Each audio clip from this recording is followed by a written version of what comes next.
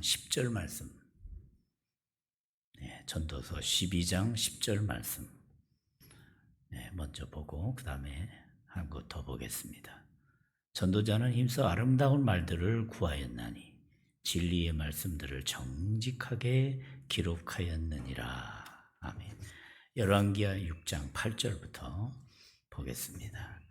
그때의 아람 왕이 이스라엘과 더불어 싸우며 그의 신복들과 의논하여 이르기를 우리가 아무데에 진을 치리라 하였더니 하나님의 사람이 이스라엘 왕에게 보내 이르되 왕은 삼가 아무 곳으로 지나가지 마소서 아람 사람이 이곳으로 나오나이다 하는지라.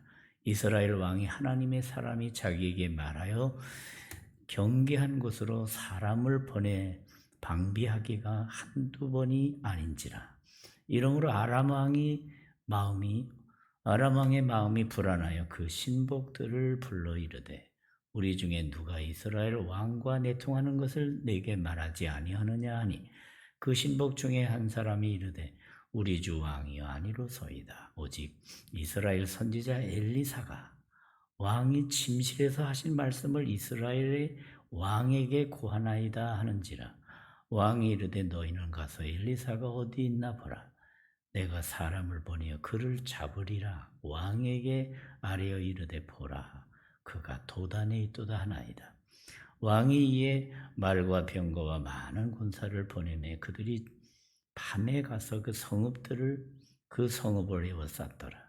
하나님의 사람의 사환이 일찍 일어나서 나가보니 군사와 말과 병거가 성읍을 에워쌌는지라. 그의 사환이 엘리사에게 말하되 내 주여 우리가 어찌하리이까 하니 대답하되 두려워하지 말라. 우리와 함께한 자가 그들과 함께한 자보다 많으니라 하고 기도하여 이르되 여호와여 원하건대 그의 눈을 열어서 보게 하옵소서 하니 여호와께서 그 청년의 눈을 여심해 그가 보니 불말과 불병거가 산에 가득하여 엘리사를 둘렀더라. 아멘. 오늘 말씀을 증거해 주실 우리 이영웅 목사님은 제가 서울 정릉중앙교회 신부할 때 제일 첫 번째로 강사를 모셨던 그러니까 한 3년 전쯤 될 거라 생각합니다만은 제가 이렇게 오늘 특별히 이렇게 주일 1부, 2부 찬양 예배까지 그리고 내일 새벽 기도회까지도 이렇게 말씀을 전하시면서 오늘 이번에 아주 큰 짧지만 굵게 큰 은혜 받는 그런 은총의 시간이 될 수 있기를 주님의 이름으로 축원합니다. 이제 큰 박수로 제 자리에 모시겠습니다.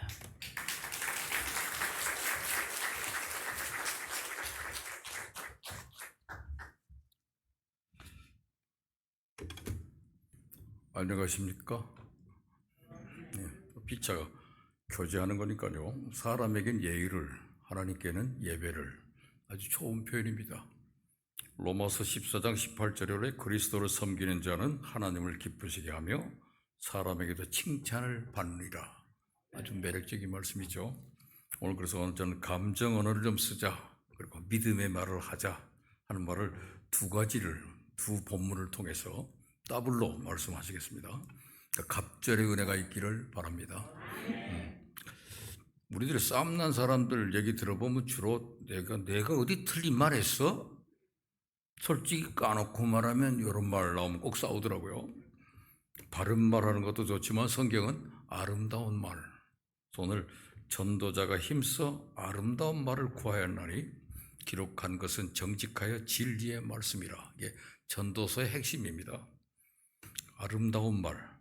전도자는 정직한 진리의 말씀을 전할 때 아름다운 말로 전하기를 구했다 그랬습니다.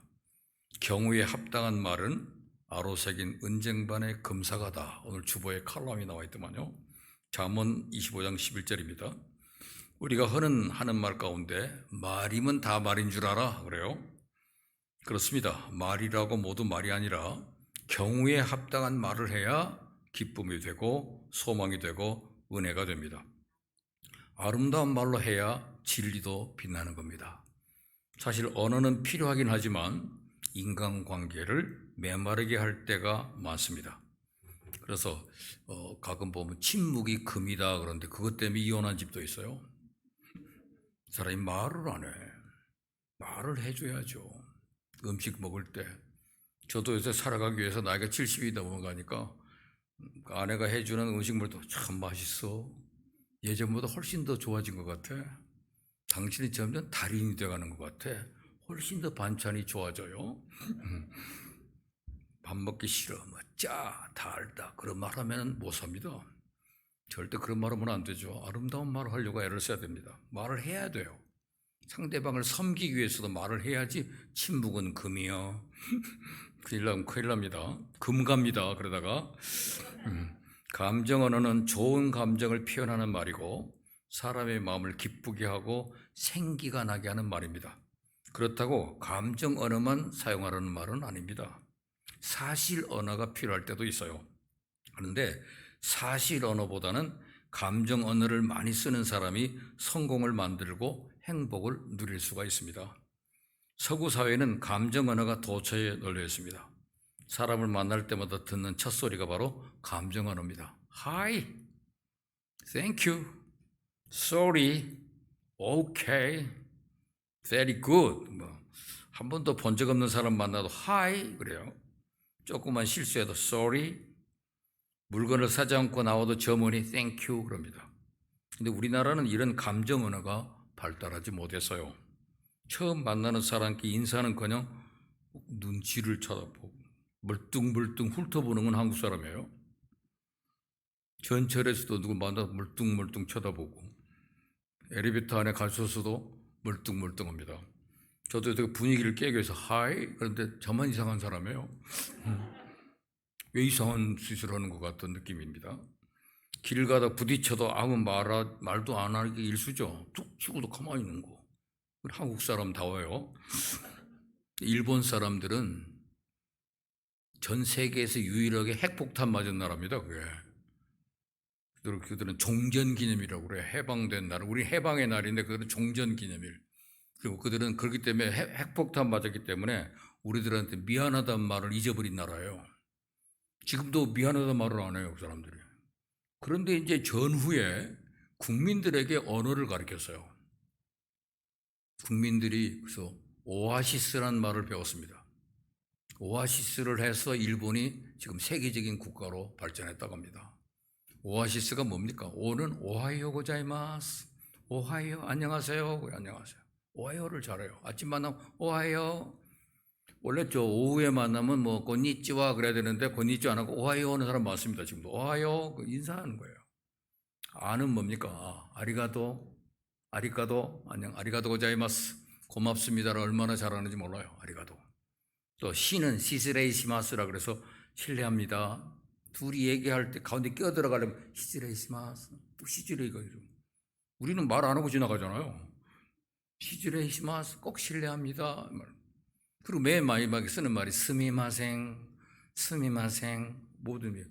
일본에서 웬만한 사람 만나면 스미마생 그러면 다 돼요. 여보세요. 가게 가서도 스미마생 그럼 다 옵니다.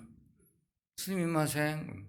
어쨌든 그런 말을 자꾸 오아시스 이런 말을 자꾸 쓰다 보니까 국민성이 부드러워져서 다른 사람과의 관계가 형성이 돼가지고 장사도 잘 돼요.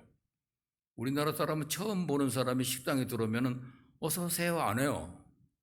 가만히 쳐다보면 감찰을 뭐 때문에 왔나 저 사람이 누군가 이거 얼마나 긴장합니까? 아는 사람 하면 아유 오세요 그러는지만 이게 처음 오는 사람을 잘해야 되잖아요. 일본 사람들 가면 이라시아이마세 막 친절하게 사람을 불러요. 감정 언어를 잘 쓰기 때문에 잘 된단 말이에요. 성도들도 교회 처음 왔는데 가만히 누가 쳐다보고 우아래 훑어보고 그럼 교회 누가 오겠어요? 자기들끼리만 얘기하고 낯설어 하면 안 됩니다. 처음 본 사람은 오면 반가워하고 처음 본 사람 오면 광대상 옆에서 목사님하고 제일 눈과 눈높이가 맞는 자리에 앉혀서 주고 잘 돌봐주고 성경 못 찾으면 옆에서 찾아서 갖다 주기도 하고 남편을 전도한 사람들은 헌금도 봉투에 넣어서 갖다 주는 게 좋아요. 성경은 맥주향 찾을 것도 탁 알아놓고 제가 탁 피면 나오게 다른 사람 헤매고 있을 때 자기는 탁 피면 나와. 그러니까 교회 가야 자기가 우월감도 생기잖아요. 중요한 일입니다. 감정 언어 쓰는 것은 훈련이에요. 어쨌든 그래서 우리나라 사람도 요새 조금 운동이 많아져가지고 고사리 운동이라 그래서 고마워요, 사랑해요, 이해해요. 그래서 고사리예요, 고사리. 미안해도 그런 거 자꾸 하는 것도 훈련입니다. 아내에게 평생 사랑한단 말 한마디 못하는 게 한국 남자라고 그럽니다. 나는 당신 사랑 안 해. 알면서 뭘 물어? 알면서도 말 듣고 싶어 해요. 말을 듣고 싶단 말이에요. 수고했어요. 감사합니다. 미안합니다. 멋있습니다. 맛있습니다. 잘했습니다. 최고입니다. 이런 말들이 감정 언어입니다. 근데 우리는 자라면서 이런 말을 듣지 못했어요. 그래서 우리의 내면에 정은 많으나 딱딱하고 비판적일 때가 많습니다. 전 어린 시절에 식사할 때 말을 안 했어요. 어른들이 식중불언, 밥 먹을 땐 말하면 안 된다고. 많이 밥만 먹는 거예요. 그러다 숟가락 떨어뜨리면 얼른 집어서 머리를 2대 때리고 밥 먹었어요. 스스로 처벌을 하는 거죠. 가만히 얼마나 긴장하고 살으니까 밥 먹을 때 소화가 됩니까? 한국 사람이 전 세계에서 소화제를 제일 많이 먹는 나라예요. 소화가 안 돼. 2시간씩 먹고 놀고 춤추다가 밥 먹고 이래야 소화가 잘 되는 건데 우리는 밥을 빨리 먹자. 숟가락 딱 들면서 밥만 먹고 밥도 원래 탄수화물은 맨 마지막에 먹으라고 그랬는데 우리도 탄수화물을 먼저 먹잖아요. 확 먹고 그러니까 살찌는 사람이고 배도 많이 나오더라고요. 저도 여기서 밥 먹는 순서 배워가지고 해서 맨 끝에 밥을 살짝 먹는 거, 탄수화물 맨 마지막에 다 먹고 그래야 이게 당이 안 올라간다고 그러더라고요. 근데 우리들은 밥을 많이 먹는 거, 밥 먹고 말 안 하고 후딱 먹고 답답하면 물 말아서 먹어버리고 그러다 보니까 전부 얹혀가지고 체하고 피 빼고 여기 손에서 피 빼는 나라 한국밖에 없어요. 함부로 여러분 피 빼주지 마세요. 제 아내가 또 성도들이 체한다고 피 빼줬더니 어떤 사람은 경기를 일으켜가지고 잘못하면 어느 교회 사모님은 그것 때문에 구속됐더라고요. 의료법 위반으로. 함부로 여러분 그 허가 받고 해야 됩니다. 아무나 피 빼주지 마세요. 나랑 자기가 하는 거는 괜찮지만 남 해줄 때는 허락을 받아야 돼요. 조심하세요. 혹시 피 빼는 분 있으세요? 내가 피 빼줄게. 조심하세요. 이거 의료법 위반입니다. 감옥에 가가지고 거기서 어떤 분 전도해가지고 오셔가지고 그분이 한 명 와서 교회 전도회장 하더라고요. 근데 뭐 일부러 전도하시려고 들어가실 수는 있겠지만은 근데 일부러 하지는 마세요. 조심해요. 어쨌든 감정 언어를 잘한다는 거. 그래서 감정 언어를 많이 듣고 살면 사람의 마음이 부드러워지고 긍정적이고 관용적이며 따뜻한 사람이 됩니다. 인간관계를 아름답게 하기 위해서 언어가 중요하죠. 미국의 어느 대학 교수가 그 100년 해로한 부부하고 파경을 맞이한 부부 싸움하는 것은 별 차이가 없는데 다만 서로 주고받는 언어에 현격한 차이가 있다고 합니다. 행복한 부부는 감정 언어를 많이 구사하는 반면 실패한 부부는 100마디 중에 10마디가 마음 아프게 하는 언어를 구사했다는 겁니다. 시카고 가정법원 조지 사바스 판사가 가정법원 판사로 이혼을 청구한 많은 가정을 화해시키기로 유명한 사람입니다. 그의 사례에 의하면 가정의 파격은 아주 작은 일에서 시작된다. 그 남편이 직장 나갈 때 문 밖에서 잘 다녀오세요 하고 인사하고 돌아와서도 잘 다녀오셨어요? 이렇게 맞이하면서 부부간의 다정한 말 한마디를 하루 몇 번만 나눈다면 가정 불화는 사라질 것이라고 충고했습니다. 말 한마디로 한국 사람들이 잘 아는 말이에요. 천냥빚 갚는다고 그랬는데 말을 잘 못해요. 감정 언어를 할 줄 알아야 됩니다. 우리가 감정 언어를 좀 배울 필요가 있다고 생각해요. 서구 사회는 언어에 있어서 감정 언어가 흘러넘치지만 우리 사회는 감정 언어가 충만한 사회가 아닙니다.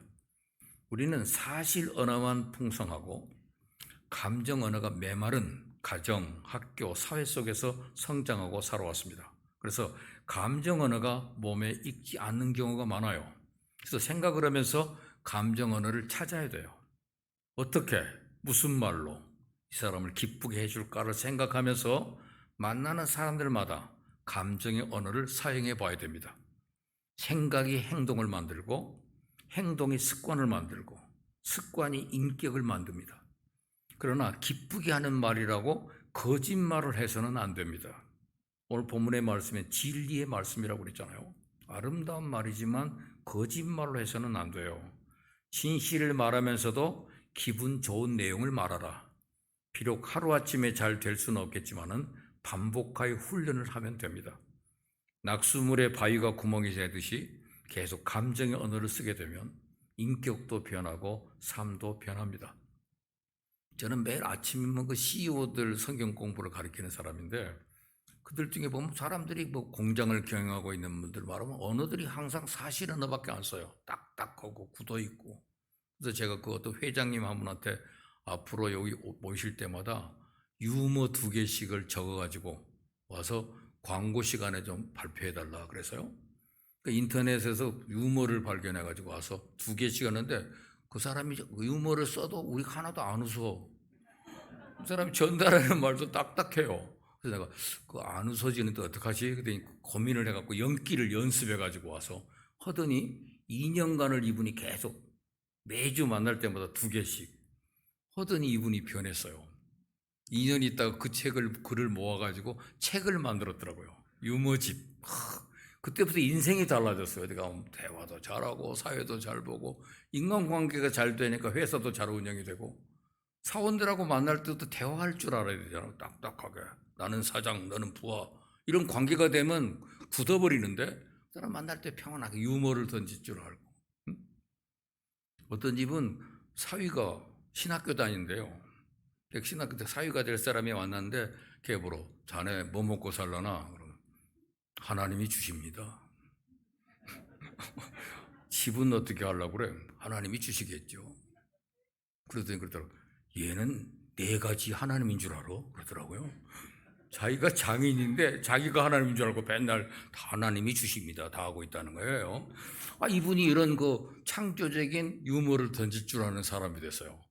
회사도 몇 배가 커졌는지 몰라요. 여러분, 감정어를 쓸 줄 알아야 성공한다는 사실이에요. 침묵하고 무서운 말 해보세요. 사람들이 무서워하면 누가 오겠습니까? 있잖아요. 우리가 동원교 오니까 목사님이 재밌어요. 보니까 언어가 참 재밌고 유머스럽고 재미난 건 뭐 재밌어요. 저도 좀 재밌어 보이지 않습니까? 사람이 딱딱해가지고 기도합시다. 진리만 외치면 진리잖아요, 사람이. 그러니까 진리를 아름답게, 아름다운 말로, 부드러운 말로 자꾸 훈련해야 되겠죠.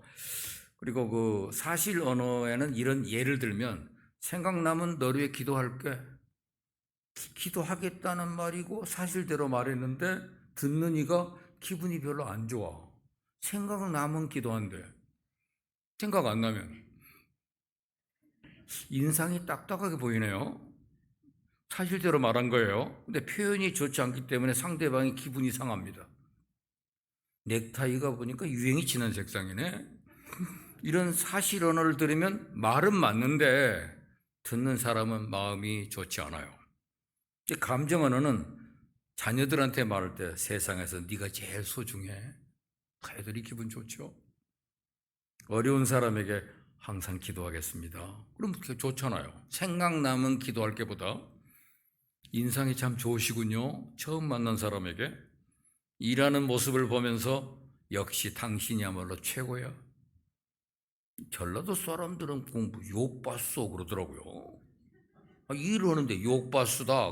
왜 욕을 봤다 그런지 모르겠어요. 어떤 분은 목사가 설교 끝나고 나서 문 앞에 있는데도 욕 봤어요 그러더라고요. 왜 목사님 설교 은혜 받았어요 이렇게 말하고, 더 멋있는 말은 목사님 말씀을 듣고 나면 제가 주님께 한 걸음 더 가는 것 같아요. 얼마나 아부성 언어지만 듣기를 편하게 목사님 기분을 좋게 해주잖아요. 그런 분이 와서 저희 교회 집에 한번 신방 오실래? 당연히 가야죠. 당근이지 그러지. 뭐 언어가 중요한 거예요. 욕바시다. 기분 나쁘죠?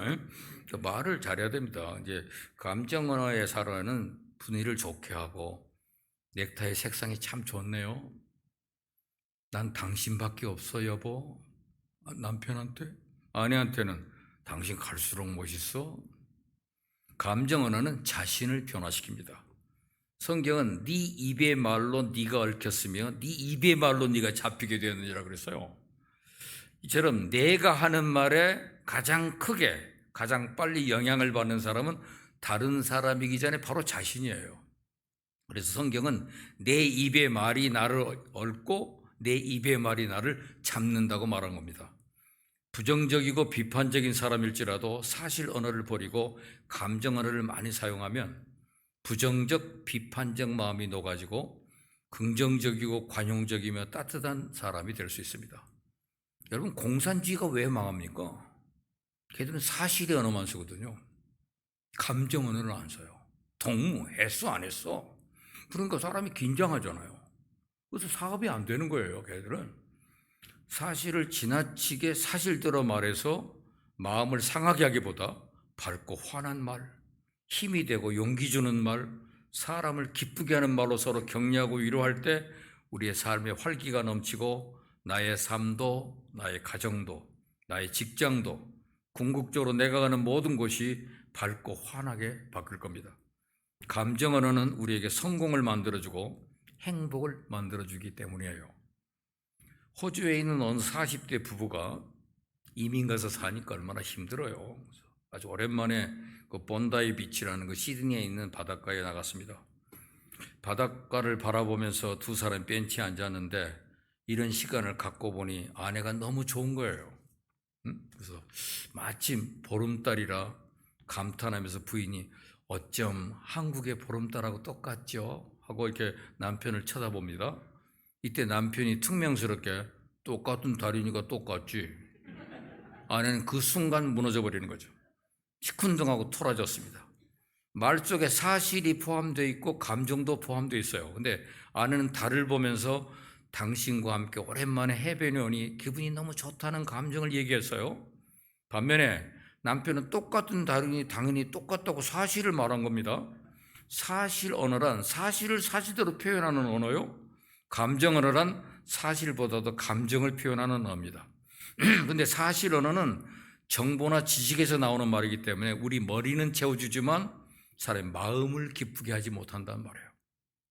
그러나 감정 언어는 감정에서 나오는 말이고 마음에서 나오는 말이기 때문에 우리 마음으로 전달돼서 마음을 기쁘게 하기도 하고 슬프게 하기도 합니다. 아내가 이야 멋있다. 한국 보름달하고 똑같죠? 그럼 남편이 그렇구먼. 한국 보름달만큼이나 밝은 달이네? 이렇게 말하면 서로 마음이 흐뭇했을 텐데.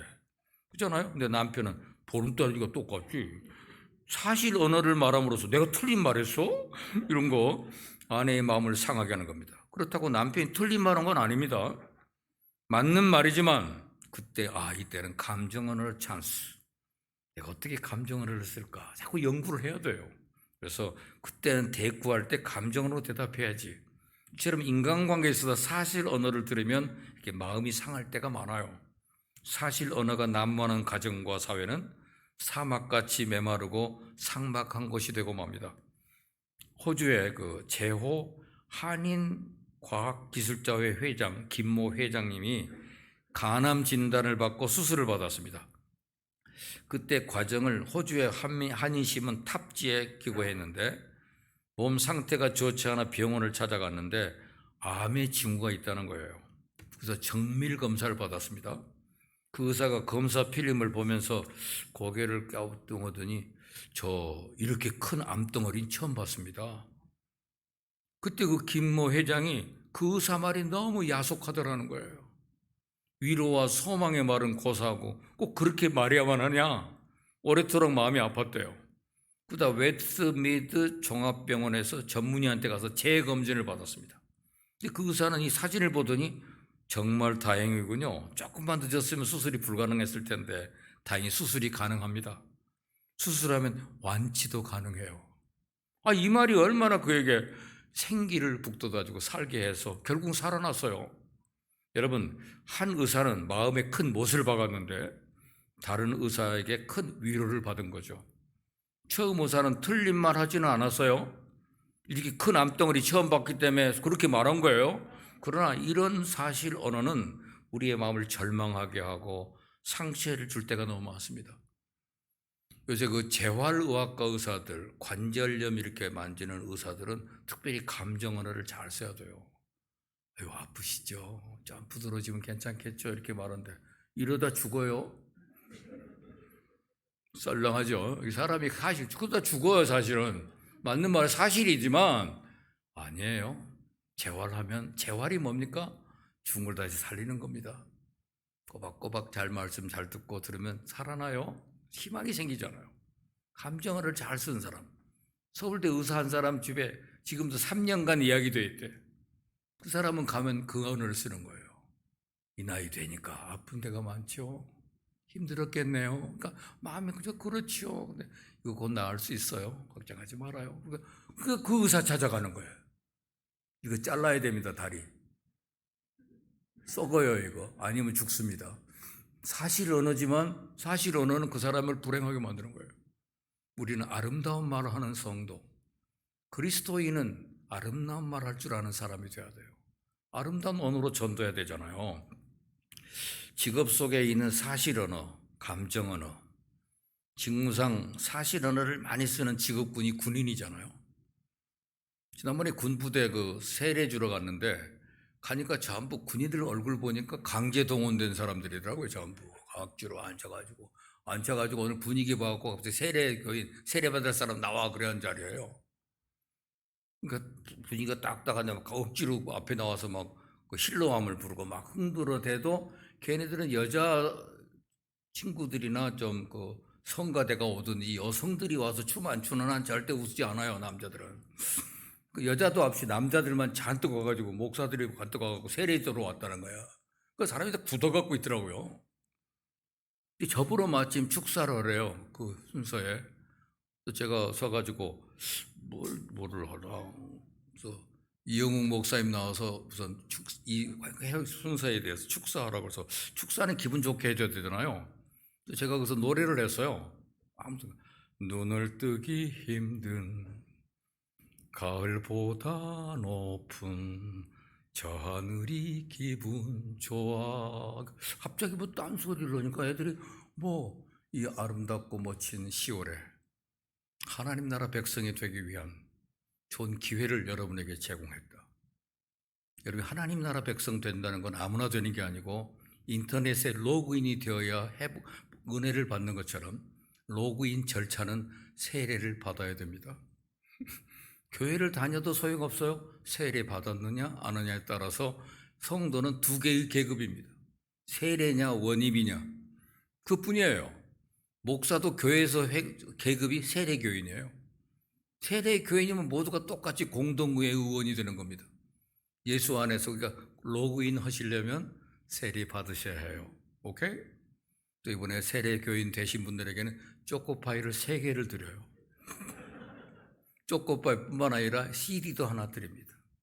그리고 여기다 몸에 내 땀 났을 때 향수를 제공합니다. 몇 가지 있으니까 애들이 다 찍혀서 다 세례 받겠습니다. 감동이잖아요. 강제로 나와 세례 이러면 누가 믿겠습니까? 감정 언어가 사람을 바꾸더라고요. 군인들인데도 군인도 이런 감정 언어를 필요로 해요. 군인은 이제 극단적 사실 언어를 많이 구사하잖아요. 그래서 애들이 그런 아이들 언어가 너무 무서우니까 군대 가서 자살하는 아이들이 많이 생겨요. 너무 무서우니까. 뒤로 돌아, 앞으로 갓, 열중 쉬어, 주목. 모든 언어가 사실 중심이고 말의 수수거나 형용사는 완전 제거된 채 사실적 내용뿐인데 그것마저 압축해서 말합니다. 완전히 다이어트를 해서 말이 아주 깡마른 꼴이죠. 그리고 언어의 리듬도 없고 오직 우렁차고 절도 있는 표현만을 강조합니다. 군인은 이런 극단적 사실 언어 속에 살기 때문에 대부분 과묵하고 딱딱한 사람이 되기 쉬워요. 그래서 군대 가서도 이게 교회를 가본 사람들은 교회 가면 언어가 부드럽잖아요. 목사님 나와서 어서 오셨어요. 우리 용사들 얼마나 힘들었나요? 고향에 있는 분들은 여러분 때문에 잠자고 있는 거예요. 부드러운 언어들을 해주니까 교회 오면 편안함을 느끼는 거예요. 그런 언어들이 그런 딱딱한 사실 언어가 지배하고 있는 사회 속에서 희망을 주는 것처럼 이 언어의 리듬을 만들고 우렁차고 절도적인 것보다 약간 텐더한 군인은 이런 극단적 사실적 언어 속에 살기 때문에 되게 과묵하고 딱딱한 사람이 되기가 쉬워요. 물론 군인이라도 내면적으로 그렇지 않은 사람도 많습니다. 그러나 사실 언어 속에 살다 보면 대부분 부드럽고 따뜻한 감정을 잃어버리고 딱딱함만 남는 수가 많습니다. 또 판사, 검사, 경찰관 이런 직업도 사실 언어를 주로 사용하는 직업군입니다. 누구는 뭐뭐 됐으므로 징역 10년에 언도한다. 자기들도 피고, 원고 이런 식으로 부르더라고요. 자기들도. 김변, 박변, 박검 뭐 언어들이 전부 다 사실 언어 쓰는 사람끼리 모입니다. 오늘 우리나라 사회도 지금 자꾸 변호사들이 정치하고 다니니까 법률 용어로만 자꾸 사용하다 보니까 사회가 너무 딱딱해요. 사람 사는 세상이 아니에요. 어떤 그 TV를 보니까 아빠의 도전이라는 프로그램에 부산 모 경찰서 형사 한 분이 출연했는데 도전 내용은 준비 시간 안에 눈물을 흘리라는 거예요. 그분이 일주일 동안 산에 가서 낙엽을 밟기도 하고 책을 읽고 감정을 잡아 눈물을 흘려보려고 무척 애썼는데 결국 실패하고 말았어요. 사실 언어 속에 살다 보니까 훔쳤어 안 주먹쳤어 똑바로 말해 너 이런 말로만 이렇게 훈련되어 있던 사회에 있다 보니까 사람들이 대화를 할 줄 몰라요. 아나운서도 사실 언어를 주로 쓰는 직업입니다. 아나운서들은 뉴스를 전할 또박또박 사실만을 그대로 전합니다. 그래서 사실이란 말을 요새 영어로 팩트라고 그래요. 팩트 체크. 팩트로만 말한단 말이에요. 발음의 높낮이도 거의 없습니다. 우리가 뉴스를 듣고 마음이 뭉클해지는 경우도 거의 없고 눈물 흘린 사람도 절대 없어요. 풍랑으로 배가 실종됐다고 하면 당사자 가족은 통곡하지만 시청자는 혀를 차며 참 안 됐구나 라고 생각만 하지 눈물을 흘리질 않습니다. 근데 TV 연속극에서 며느리가 구박받는 걸 보면 사실이 아닌 드라마인데도 흥분해서 시어머니를 욕하고 며느리가 불쌍하다고 눈물 흘리는 사람들이 있습니다. 드라마가 감정 언어로 표현되기 때문에 그래요. 요즘은 앵커라는 직업이 생겨서 그냥 사실만 전달하지 않고 그 사실에 대한 코멘트를 하기도 합니다. 느낀 점, 일종의 감정 언어가 들어가죠. 또 축구 경기 중계 아나운서나 해설자들도 사실 언어뿐만 아니라 감정 언어를 사용하기도 합니다. 꼬린 대한민국 뭐 이렇게 이것들이 가람을 움직이잖아요. 국민 여러분 꼬린입니다. 역시 누굽니다. 우리의 태극전사 드디어 월드컵에서 첫 골을 터뜨렸습니다. 이런 말을 들은 사람이 뻘떡 일어나 집안이 떠나갈 듯 박수를 치고 기뻐합니다. 감정 언어로 표현했기 때문입니다. 또 한 골 들어갔습니다. 오른발로 차기로 성공했습니다. 북한에서 중계하는 거 보면 그래요. 사실 언어만 전하니까 그럼 한 골 넣었구나 끝. 아무것도 느낌이 없는 거죠. 언론기관의 기자들도 사실 이런 언어 속에 속합니다. 누가, 언제, 어디서, 무엇을, 어떻게, 왜 육하원칙에 맞춰 글을 쓰고 말하는 직업입니다. 이런 종류의 직업은 사실 언어를 많이 쓰는 직업이다 보니까 사람들이 딱딱해지고 차갑게 되고 날카롭게 되기 쉬워요. 그렇다고 이 직업에 문제가 있거나 또 그렇다는 얘기는 아닙니다. 사실 언어를 많이 쓰는 사람 그렇게 되기 쉽다는 거예요. 반대로 감정 언어를 많이 쓰는 직업은 어떤 것이 있을까요?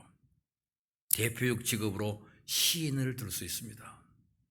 요새 목사님들이 목회하시다 보면 다 자연히 시인으로 등단하더라고요. 성경의 다윗은 시인입니다. 군인이면서도 시인이에요. 그의 시편이 73편이나 있습니다. 그 시적인 언어를 쓸 수 있는 시인들을 우리가 김소월의 시를 얼마나 좋아합니까? 산산이 부서진 이름이여 허공 중에 헤어진 이름이여 불러도 주인 없는 이름이여 부르다가 내가 죽을 이름이여 이런 말이 그 마음을 움직이는 거거든요. 유명한 CCC 총재였던 김중원 목사님 설교하시려면 내가 주님을 왜 이렇게 사랑했는지 진작 예전에 미처 몰랐어요 주님 이렇게 모르는 거 사람들이 그 설교를 들으면서도 감성의 은혜를 받아요. 그래서 그런 언어를 쓸 수 있는 복이 대단한 거죠. 한떨기 국화꽃을 피우기 위해 봄부터 서쪽새는 그렇게 울었나 보다. 얼마나 멋있습니까? 또 감정 언어를 많이 쓰는 직업 가수가 있잖아요. 그들은 운율로 극대화된 감정 언어인 노래를 부르는 사람들입니다. 노래 부르는 사람들의 노래대로 산다고 그러잖아요. 낙엽 따라 가버린 사람 죽었어요. 비 내리는 명동거리 이리 갈까 저리 갈까 차라리 돌아갈까 오늘 또 비만 내리네 죽었어요 배우. 그렇게 죽더라고요. 시시한 노래를 잘 불러야 돼요. 기쁨의 노래. 그래도 그 노래를 살려서 부르니까 패티킴 같은 사람이 이제 말년에 예수 믿는 사람이 됐더라고요. 마지막은 그가 찬양할 때 가장 힘이 생기더라는 거예요. 서유석이도에서 노래도 찬양으로 바꿨더라고요. 죄짐 맡은 우리 옛날에는 서유석이라는 가수가 얼마나 그림자지고 별반짝이며 뭐 이런 노래 많이 불렀던 사람인데 이제는 찬송가 불러요. 이제는 찬송가는 우리 인생의 가장 멋있는 감정의 언어입니다. 찬양합시다. 할렐루야.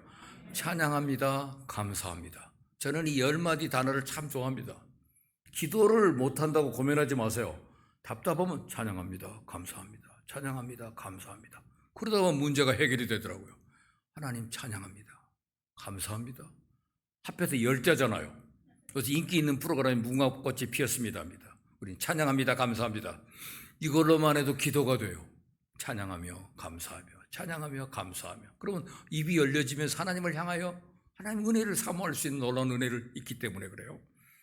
그래서 우리가 그 노랫말, 여러분 잘 알다시피 노란 샤스 입은 사나이가 뭐 대단하다고 노란 하고도 감정이 담겨있어. 노래 인생은 나그네 길. 아이고 유명한 노래요. 최희준의 노래가 서울 법대 나온 사람입니다. 근데 그 사람이 그 노래 부를 때 그 인생은 나그네라고 하는 말이 전달이 되는 거예요. 성경적이거든. 그러니까 그 말이 히트곡이 된 겁니다. 뭐 유명한 조약돌 그 노래가 뜻을 생각해 주는 노래들이 많아요. 그래서 사람들을 감성을 만들어 준단 말이에요. 요즘에 인기 있는 가수 한 사람이 몸이 망가져 가지고 국민들이 많이 가슴 아파하는 게 현철이라고 하는 사람이더라고요. 현철이 나이가 80이에요. 그 사람의 대표작이 무슨 노래? 안 지나서나 당신 생각. 그게 아내들이 제일 좋아하는 노래라고 그러더라고요. 자기 아내가 자기 때문에 고생을 많이 했대요. 그래서 그 아내를 생각하면서 안 지나서나 당신 생각. 그 노래가 굉장히 그 사람들의 마음을 편안하게 해주고 기쁘게 줬단 말이죠. 그래서 이 노래들이 유치원 선생님들은 항상 말을 할 때 감성의 언어를 써서 해야 애들이 따르는 거잖아요. 그렇지 않아요, 여러분? 예뻐요. 잘 가니까 애들이 유치원 선생님들이 시집을 잘 가요. 그래서 아이들에게 동화를 들려주고 동요를 부르고 감정 언어 속에 살아가니까 오늘 우리가 처음에는 감정의 언어를 잘 쓰자. 그게 중요성을 깨달으셨죠, 이제? 근데 또 한 가지는 믿음의 말도 해야 돼요.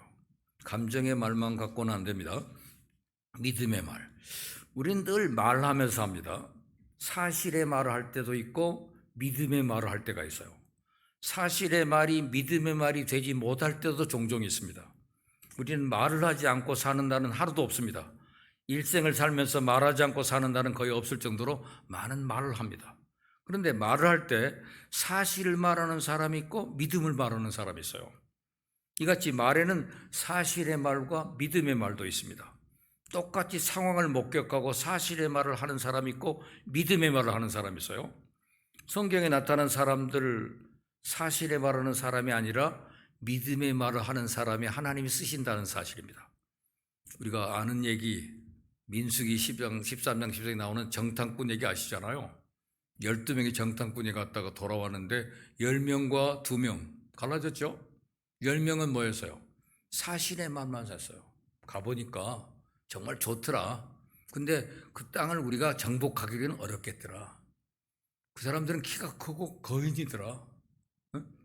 우리는 거기서 비하니까 메뚜기 같더라. 사실이에요. 그 말 듣고 사람들은 절망했습니다. 막 울고불고 난리가 났어요. 근데 두 사람 여호수아와 갈렙, 그건 우리 밥입디다. 여호와께서 기뻐하시면 우리가 넉넉히 차지할 수 있습니다. 그들 두려워하지 맙시다. 하나님은 이 두 사람의 말을 쓰셨어요. 이 사람들을 사용하시고 나머지 10명 다 죽였어요. 사실의 말만 해. 하나님 믿음의 말을 하는 사람을 쓴다는 사실이죠. 그렇죠? 그래서 여호수아는 그 가나안 정복에 천봉에 서가지고 최고의 지도자 아닙니까? 에브라임 지파로서 최고의 지도자고. 두 번째 갈렙은 누구예요? 유다 지파의 총수입니다. 그리고 자기 딸 악사를 자기 동생인 온니엘한테 갈렙 온니엘이죠. 온니엘한테 주어서 그 땅을 차지할 때 최초의 사사가 온니엘입니다. 그래서 여호수아 갈렙 둘이 다 해먹어요. 정복의 땅에서. 그들을 지도자로 사용한 이유는 뭡니까? 그들은 믿음의 말을 쓰는 사람이기 때문에 그래요. 하나님 우리를 기뻐하시면 우리는 할 수 있습니다. 두려워하지 맙시다. 그건 우리 밥이요. 하나님 그 믿음의 말을 기뻐하셨던 거예요. 우리는 그러니까 메뚜기예요. 메뚜기 컴플렉스에 빠진 사람들. 그거 안 되잖아요. 어떻게 제가 무슨 시험을 보러 갔더니 500대 1이래요. 500대 1. 그러니까 떨어지니까 500대 1이고 떨어졌다는 사실을 만드는 알리바이 조성하려고 말하는 사람이 있고 500대 1인데 뽑기는 뽑나요? 물어보더라고 어떤 사람이. 500대 1인데 한 명은 뽑기는 뽑는데 그럼 되지 뭐. 한 명 뽑히면 되잖아. 이 사람은 뽑히더라고 진짜. 그 인생을 살아갈 때 믿음의 말을 하는 것과 사실의 말은 사실이지만 믿음의 말을 쓰는 사람만이 사용한다는 사실이 이 본문의 내용입니다. 그래서 하나님 사실은 믿음의 말이 뭐냐? 첫째는 따라서 하십시다. 하나님 입장에서 하는 말. 그렇습니다. 내 입장에서 하는 말은 사실의 말이고 하나님 입장에서 하는 말이 믿음의 말이에요. 이스라엘 백성들을 400년 노예 생활을 해방시킨 이스라엘 지도자는 모세입니다. 모세가 10가지 재앙을 통해서 이스라엘 백성들을 애굽에서 출애굽합니다. 홍해 앞에 왔습니다. 그때 노예를 잃어버린 왕 바로가 이스라엘 백성 도로 잡으려고 그 많은 노동력을 잃어버리니까 그들을 추적을 했어요. 그리고 쫓아옵니다. 바로 앞에는 홍해, 옆에는 경비대가 있는 절벽. 그러니까 뒤에서는 쫓아오죠. 완전 진퇴양난입니다. 사면초가요. 그럴 때 홍해 앞에서 건너지 못하고 있는 모습을 보고 도간에 던지라고 생각하고 신나게 그들이 쫓아왔어요. 그때 이스라엘 백성들은 모세를 죽이려고 했어요. 애굽에 매장지가 없어서 당신 우리를 이끌어내어 이 광야에서 죽게 하느냐? 어찌하여 당신이 우리를 애굽에서 이끌어내서 이같이 하느냐? 애굽 사람 섬기는 것이 광야에서 죽는 것보다 낫겠노라. 백성들은 사실의 말을 했습니다. 건너지 못할 홍해와 막강한 무기를 가진 애국 군대 사이에서 이스라엘 백성은 틀림없이 죽음만이 있을 거라고 얘기했습니다. 사실 앞에서 사실의 말을 했어요. 근데 모세는 사실을 말하지 않고 믿음을 말했습니다. 사람 입장에서 말하지 않고 하나님 입장에서 말했어요. 너희는 두려워 말고 가만히 서서 여호와께서 오늘날 너희를 위하여 행하시는 구원을 보라. 너희가 오늘 본 애굽 사람을 또 다시는 영원히 보지 못하리라. 모세는 사실을 말하지 않고 믿음을 말했습니다. 결과는 어떻게 됐어요? 사실이 이루어지지 않고 믿음이 이루어졌습니다. 두 번째입니다. 따라서 합시다. 기적을 기대하는 말. 그렇습니다. 사실을 말하지 않고 기적을 기대하며 말하는 말이 바로 믿음의 말입니다. 기적을 기대하는 사람은 기적의 말을 합니다. 기적을 기대하지 못하는 사람은 결코 기적의 말을 할 수가 없어요. 오병이어의 기적이 그렇습니다. 예수님 베세다 들판에서 말씀을 증거했습니다. 허기지도록 말씀을 증거했고 사람들은 허기가 지도록 떠나지 않았습니다. 빈들입니다. 해가 졌어요. 제자들한테 저들이 돌아가다가 허기져서 쓰러질 것 같으니 먹을 것을 주어라. 이때 제자들이 말합니다. 여기는 빈들입니다. 5,000명이 먹을 것을 구할 수 없습니다. 지금은 때가 저물어 저녁이고 5,000명이 먹을 걸 구하기는 너무 늦은 시간입니다. 그리고 200데나리온, 약 2천만 원도 부족할 겁니다. 돈도 없습니다. 그들 말은 전부 사실이에요. 모두가 사실적인 말을 했습니다. 그런데 그 중에 안드레가 오병이어를 들고 있는 어린아이 손목을 잡고 주님 앞에 왔어요. 여기 한 아이가 있어 보리떡 5개와 물고기 2마리를 가졌는데 근데 이 많은 사람에게 얼마나 될까요? 사실로만 말하는 제자들과 달리 안드레는 기가 막힌 오병이어지만 가지고 와서 주님 손에 붙잡히면 무엇인가 할 수 있을 것 같은 믿음을 가지고 이렇게 한 겁니다. 안드레를 통해서 결국 기적이 일어났어요. 예수님이 축사하시고 나눠줬습니다. 다 배불리 먹고 부스러기를 주었습니다. 부스러기가 12광줄입니다. 기적의 언어는 기적을 끌어들입니다. 사실을 말하지 말고 기적의 말을 하는 것이 기적을 창조하는 근원이에요. 하나님은 할 수 있다는 믿음을 가지고 믿음의 말을 하는 사람에게 믿음의 역사를 이루어 주십니다. 우리는 사실을 말하지 말고 늘 믿음을 말하는, 그러면 기적이 일어나요. 마지막, 따라서 하십시다. 다른 사람이 볼 수 없는 것을 볼 줄 아는 말. 그렇습니다. 보이는 것만 말하면 사실의 말이 되고, 보이지 않는 것을 말하면 믿음의 말이 됩니다. 믿음은 바라는 것들을 보이지 않는 것의 증거라. 히브리서 11장 1절의 말씀이잖아요. 보이는 것을 말하기도 쉽고 이야기도 쉽고 듣기도 쉽습니다. 그러나 보이지 않는 것을 말한다는 것은 그리 쉬운 일이 아닙니다. 그리고 이야기도 그리 쉬운 일이 아니에요. 오늘 성경 본문 도단성 얘기가 바로 그렇습니다. 이스라엘이 아람하고 전투를 했어요. 아람이 작전 계획을 은밀하게 세우면 탈로가 납니다. 전쟁할 때마다 허를 찔려요. 아람 왕이 우리 중에 간첩이 있다고 말했습니다. 어떻게 골방에서 된 비밀이 탄로나느냐? 신하들에게 따지고 물었습니다. 그럴 때 어느 곳을 치자 은밀히 계획을 세우고 몰래 쳐들어가면 이스라엘이 어떻게 알고 그곳에 철도가 는 수피를 하고 있어서 치지 못하고 돌아오는 것이 한두 번이 아니에요. 화가 난 아람 왕이 누가 내통했냐? 호통을 쳤습니다. 이때 한 신하가 우리 주 왕이 아닙니다. 오직 이스라엘 선지자 엘리사가 왕이 침실에서 하신 말씀이라도 이스라엘 왕에게 고하나이다. 그래서 아람 왕이 이 말을 듣고 전쟁하기 전에 엘리사를 잡아야 되겠다고 판단했습니다. 엘리사가 어디 있는지 찾아보라 명령했더니 도단성에 있다는 정보가 들어왔어요. 아람 왕은 밤에 몰래 수많은 군사를 입고 도단성을 둘러쌌습니다. 엘리사의 종이 새벽에 성벽에 올라가 보니까 수많은 군사들이 도단성을 둘러 에워싸고 있습니다. 종이 엘리사에게 말했어요. 선생님, 큰일 났습니다. 엄청난 아람 군대가 우리를 둘러싸고 있습니다. 그 사람 말이 사실의 말이에요. 누가 뭐라 해도 사실의 언어입니다. 보이는 언어입니다. 그러나 이 말을 듣고 엘리사가 뭐라고 그랬나요? 오늘 읽은 성경 본문에 사실의 말과 믿음의 말이 있어요. 사실의 말인데 두려워 말라. 우리와 함께한 자가 저와 함께한 자보다 많다. 16절입니다. 이건 믿음의 말이에요. 안 보이는 것을 볼 수 있는 믿음입니다. 그리고 엘리사는 종의 눈이 열리도록 기도했습니다. 영의 눈이 딱 열리니까 아람 군대 수보다 더 많은 천사들이 도단성을 지키고 있는 거예요. 남이 보지 못한 것을 볼 줄 아는 사람은 믿음의 말을 할 수 있습니다. 1918년 11월 미국의 루즈벨트 대통령이 선거운동하다가 지쳐서 피곤한 몸을 이끌고 투표장에 나왔습니다. 그 루즈벨트는 소아마비 환자였어요. 발이 퉁퉁 부어 있었습니다. 여러분, 선거에 나오는 정치인들 고생 많이 합니다. 선거 한번 치르고 나면 선거를 하면 대개 3,000명하고 악수를 해야 된다고 그러고요. 여러분 3,000명하고 악수해 본 적 있습니까? 하루에 대개 어떤 사람은 많게는 1,000명을 악수했는데요. 갔다 온 다음에 소리 퉁퉁 부어가지고 찜질하더라고요.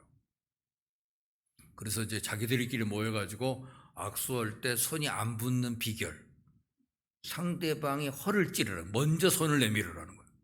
먼저 탁 잡으면 괜찮대요. 슬쩍 앵겼다가 시골 사람 만나면 꽉 잡히면 손이 무너진다. 이게. 그런 사람을 1,000명씩 만나고 나면 이게 부어가지고요. 왼손으로 악수하는 사람은 없거든요. 오른손이 부어가지고 찜질하고 있더라고요. 찜질.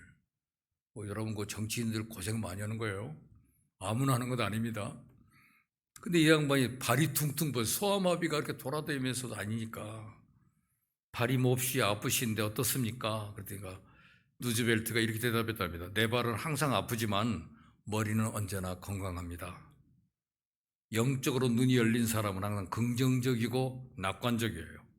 항상 잘 될 것이라는 낙관을 가질 때 하나님은 네 믿음대로 될지어다 말씀하셨어요. 여러분, 바울이 270년간 함께 배를 타고 가고 있었습니다. 유라굴로라는 큰 광풍이 불어서 14일 동안 바다를 헤맵니다. 배에 실은 물건 다 버렸어요. 뱃사공들은 자기만 살려고 도망치려고 했습니다. 모두가 당황했습니다. 그러나 유독 바울 한 사람만은 당황하지 않고 기도했습니다. 기도 응답이 있었어요. 바울이 말했습니다. 내가 너희를 권하노니 이제는 안심하라. 너희 중 생명에는 아무 손상이 없겠고 오직 배뿐이리라. 나의 속한 바 곧 나의 섬기는 하나님의 사자가 어젯밤에 내 곁에 서서 말하되 바울아 두려워 말라. 네가 가이사 앞에 서야 하겠고 또 하나님께서 너와 함께 행선하는 자를 다 내게 주셨다 하였으니 그러므로 여러분이 안심하라. 나는 내게 말씀하신 그대로 되리라고 하나님을 믿노라. 바울은 기도로 응답받고 276명 다 살렸습니다. 사실의 언어가 아닌 믿음의 말을 하나님은 원하십니다. 그런 사람을 하나님은 사용하십니다. 그렇습니다. 사실을 말하는 사람이 있고 믿음의 말을 하는 사람이 있습니다. 하나님은 사실의 말을 하는 사람보다 믿음의 말을 하는 사람을 사용하신다는 것. 어떻게 말하는 것이 믿음의 말을 하는 겁니까? 아까 하나님 입장에서 하는 말이 믿음의 말입니다. 기적을 기대하는 말이 여러분이 대답해야죠. 믿음의 말입니다. 처음부터 다시 제가 말 끝나면 여러분이 믿음의 말입니다. 그렇게 대답하세요. 하나님 입장에서 하는 말이 기적을 기대하는 말이 다른 사람이 볼 수 없는 것을 볼 줄 아는 말이 여러분 믿음의 말을 사용하십시오. 아까는 감정의 언어를 사용하는 훈련을 하시고 집사님들 만나면 반가워요 이렇게 말하지. 왔어? 그렇게 좀 이렇게 온 것만 사실이잖아요. 온 건데 그럼 왔어요? 남편이 돌아올 때도 이렇게 들어오면 그냥 가만히 왔어? 밥 먹었어? 이렇게 하지 말고 발끝을 좀 들으라고 그러더라고요. 왔어? 이렇게 물으면 이 사람이 변한다는 거예요. 그 발끝을 들고 반가운 얼굴로 이렇게 말하는 거예요. 애들이 와도 왔니? 이렇게 하는 거하고 왔냐? 이 모양이 달라요. 이게 감정 언어 하시고 그다음 믿음의 말을 하자. 주보에 보니까 설교 끝나고 기도가 없더라고요. 그래서 저는 기도는 안 합니다. 오늘 이 말씀 기억하시고 감정의 말 하는 믿음의 말 잘 사용하셔서 하나님이 사용하시는 여러분이 되기를 바랍니다.